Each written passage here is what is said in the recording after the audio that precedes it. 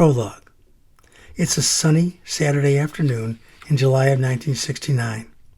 Mom and I are sitting at the table. If your father was still alive, he would get you to cut that crazy hair of yours and shave that scruffy beard. I just can't stand you looking so raggedy, says Mom. Shit, Mom, I'm a hippie, face it, I reply.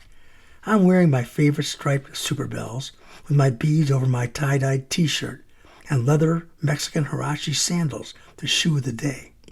This world has gone mad, I say. It's crazy. None of us knew a thing about dope in high school, and now everybody I know is wearing beads, long hair, listening to rock, and really not ready to go to Nam. I add to explain myself. Without waiting for a response, I say, the police violence against demonstrators, screwing up innocent people who have a right to march against the war gets me revved up. I went to D.C. to march, to bring down the government, only to find the man had everything in control. He cordoned us off with big buses and steered us around like cattle. But, Mom, I could really feel it there. I know we're going to change everything. Somehow, some way, we got to get rid of that idiot Nixon. He just turns my stomach. Hey, son, be accepting. You won't find peace in politics or in war. Those Beatles just seem to have blown the lid off everything, changed you and your whole generation.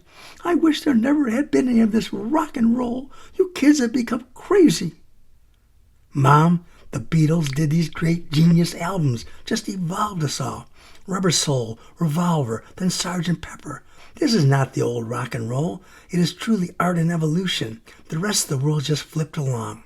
But even the Beatles say in their song Revolution, but if you want money for people with minds that hate, all I can tell you is, brother, you have to wait. Don't you know it's going to be?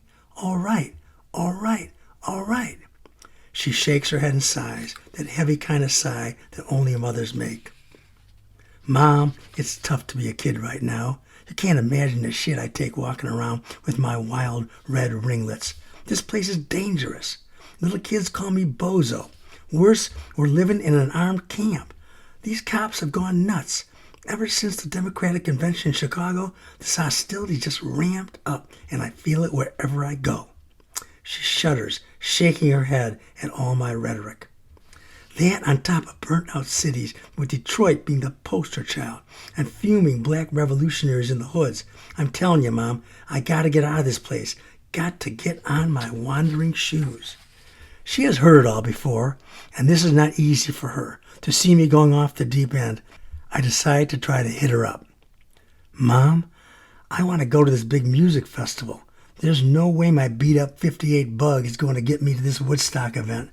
I just want to do some real traveling. The sense of adventure is driving at my soul, and this is going to be a huge event. I hope you will let me take your new car. It's coming up in late August.